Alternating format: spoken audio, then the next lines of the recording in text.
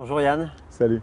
merci de nous recevoir dans ton bureau parisien. Ouais, ouais. D'où te vient cette fibre pour le développement durable et pour la préservation de l'environnement? Ça y est, très longtemps. Quand j'avais 20 ans, j'ai commencé à m'occuper d'une... J'étais acteur de cinéma. Puis un jour, je tombe amoureux d'une femme qui m'a emmené chez elle, dans l'Allier. Et j'ai dirigé une réserve pendant 10 ans avec elle. Elle était une folle de nature et d'animaux. Et voilà, et elle m'a filé le virus. Et voilà, j'ai bien compris qu'il y avait par d'un côté la nature, puis de l'autre côté moi. Je fais partie de la nature complètement. Voilà, et je pense que les arbres sont mes cousins, comme toutes les espèces qui vivent sur la Terre. On Ah, vient de la même bactérie, ah. quelques milliards d'années. Pourquoi tu as choisi ces axes d'action, par exemple avec Action Carbone ou un film? Comment tu choisis tes projets et Mais tu comment tu sais, fixes tes priorités? en fin de compte, c'est assez simple tout ça. Tu commences à faire un livre sur les lions, après tu commences à faire un gros travail sur la Terre, c'est un succès, tu te rends compte que ce travail te transforme complètement parce que la Terre c'est magnifique, donc je prends plaisir à faire des photos, il y a aussi le plaisir de faire ce travail que j'adore. J'ai une chance inouïe, moi, d'aller autour du monde, d'aller photographier les beaux endroits quand même. C'est un métier de rêve. Transformer parce que tu vois bien l'impact de l'homme sur la Terre, tu t'en rends compte, un peu de bon sens, tu vois bien que quelque part on marque trop, on cicatrise trop la Terre. C'est inquiet parce que transformé parce que tu vois que tous les scientifiques que tu rencontres sont des gens inquiets. Donc quelque part, l'inquiétude vient. Transformé parce que tu vois le travail formidable des ONG sur le terrain, des gens qui font des choses et des gens qui veulent aider les autres. Donc quelque part, tu t'aperçois que l'engagement rend heureux quelque part et que ces gens, tu as envie de leur ressembler. Tu ne vas peut-être pas y arriver, mais au moins tu essayes, que c'est un peu des modèles. Et puis transformé parce que tu as quand même 1,5 milliard de gens qui se lèvent tous les matins et qui se demandent comment nourrir leur famille et qui vont travailler la terre avec leurs mains. Agriculteur, c'est toujours le premier métier du monde, il faut le savoir. Et sur les 800 millions de gens qui ont faim, une grande partie sont les agriculteurs. C'est pour ça qu'ils vont dans les villes. Bon, ben, quelque part, tu as envie de t'engager. Et je répète, s'engager, tu te sens bien quand tu t'engages. L'engagement rend heureux rend heureux. Je ne dis pas pour ça que je suis heureux, hein, mais en tout cas, tu sens bien que les gens avec qui tu travailles, ils ont quelque part, quelquefois, un truc en plus. Parmi tous les pays que tu as pu survoler, quels sont les pays où tu as pu découvrir les réflexes les plus positifs vis-à-vis de la nature, par exemple, ou des choses qui t'ont marqué? Bien sûr, dans les pays nordiques où les gens ont une vraie sensibilité pour la nature, et tu as des exemples, toi, à la Suède qui dit en 2020, on n'aura plus de pétrole. Il y a quand même, dans les pays nordiques, une vraie sensibilité qu'on n'a pas, je pense, chez nous. Les exemples, il y en a de plus en plus partout maintenant, mais c'est encore tout petit. Tout petit. Et au contraire, les pays où tu as vu des choses qui t'ont le plus choqué dans le rapport à la nature? C'est pas rapport à la nature, c'est plus là j'arrive de Dubaï et tu vois cette ville de près d'1 million d'habitants où tu viens de l'extérieur, quoi. Les gens qui y travaillent, les gens qui y habitent, les touristes, la nourriture, les fleurs, les matériaux de construction. Et je me dis que c'est l'opposé du développement durable. Et ce qui est étonnant à Dubaï, c'est qu'on a l'impression que le pétrole coûte moins cher que le soleil. C'est-à-dire qu'il n'y a pas nulle part un panneau solaire. C'est l'opposé de ce que devrait être une ville moderne aujourd'hui, avec une tour qui fait 800 mètres. Et quand tu leur demandes pourquoi il faut une tour de 800 mètres, ils te répondent parce qu'on peut le faire. Et ça, c'est le pétrole. Le pétrole permet d'accélérer incroyablement tout ça. Notre-Dame de Paris, il a fallu 170 ans pour la faire. Cette tour à Dubaï, il faut 3 ans, quoi, 800 mètres. Voilà, c'est les énergies fossiles. Tu as un parti pris pour l'agriculture biologique et les produits bio. D'où te vient aussi cet engagement ou comment est-ce que tu vois l'agriculture biologique? Attends, mais pourquoi tu me poses cette question? Je suis pas con quand même. Je sais bien que c'est une question idiote que tu me Non, mais poses. pour qu'on Ah non, comprenne, mais tu me poses une question comprendre le idiote. lien Je entre te le le dis. bio et le... Mais tu sais, aujourd'hui tout est lié. C'est quoi un pesticide? Un pesticide, c'est fait pour tuer le vivant. Moi, je fais partie de ce vivant. On descend de la même bactérie. Je pense que les pesticides ne sont pas bons pour tout ce qui vit, l'homme ici y compris. D'ailleurs, tu as bien vu le DTT, qui était une chose recommandée. Et c'était génial, le DTT. C'est formidable, parce que d'un seul coup, il y avait plus de mauvaises récoltes.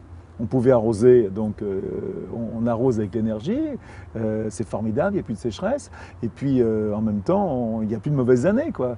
Et il faut oublier quand même que le fait de manger, donner à manger tous les jours à ses enfants, ça a été l'angoisse tous les jours de nos ancêtres. Puis d'un seul coup, on découvre des produits chimiques qui fait que c'est la sécurité. Bon, qu'on s'en sert, mais il ne faut quand même pas oublier qu'il y a quelqu'un qui me racontait il n'y a pas si longtemps qui est jardinier, qui est chef jardinier au muséum.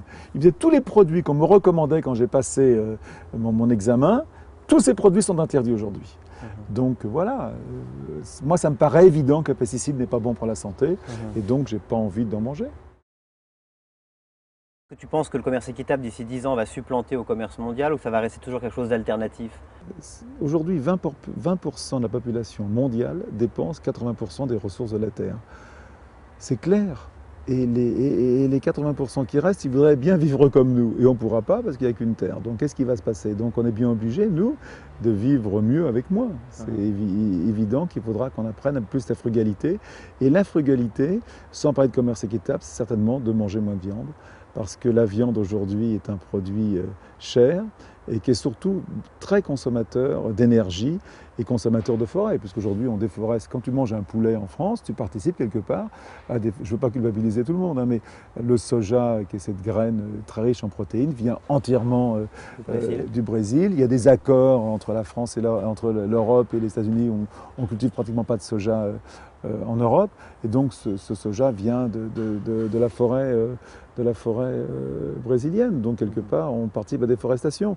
Et moi, je pense qu'une forêt primaire qu'on détruit, un hectare de forêt primaire, c'est beaucoup d'espèces et de valeurs que la planète perd, et on ne refabrique pas un hectare de forêt primaire. Non, ça n'existe pas, il faut 200 ans pour le refaire. Et on en a besoin, il y a une espèce d'équilibre. D'ailleurs, c'est intéressant comme aujourd'hui, on donne une vraie valeur à ça, hein, à l'eau, oui, c'est-à-dire qu'on veut donner une valeur à la nature, ce qui est d'ailleurs, je pense, plutôt intelligent. Et on calculait quelle était la valeur, d'un million de dollars, de la valeur d'un hectare de forêt primaire. Je ne sais pas si c'est bien, mais en tout cas,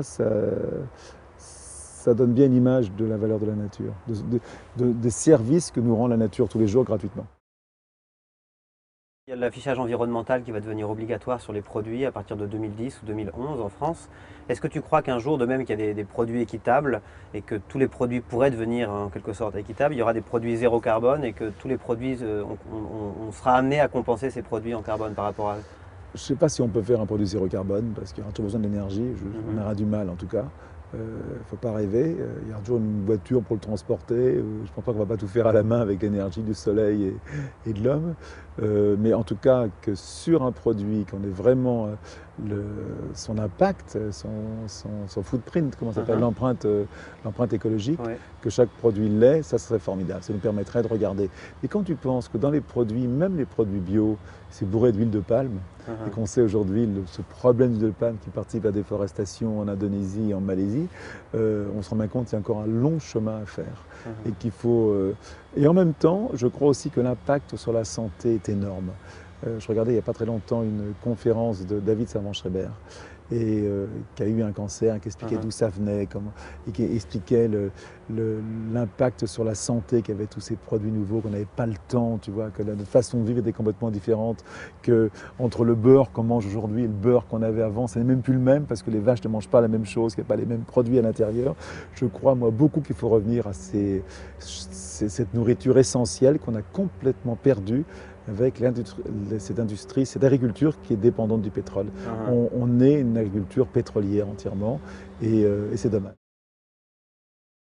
Et on a tous nos petites failles. Est-ce que toi, c'est quoi tes petites failles ou tes petits plaisirs, les petits plaisirs que tu te permets et qui sont anti-DD, entre guillemets, anti-développement durable? Moi, dès que je prends l'avion, même si je compense le carbone, je ne suis pas heureux.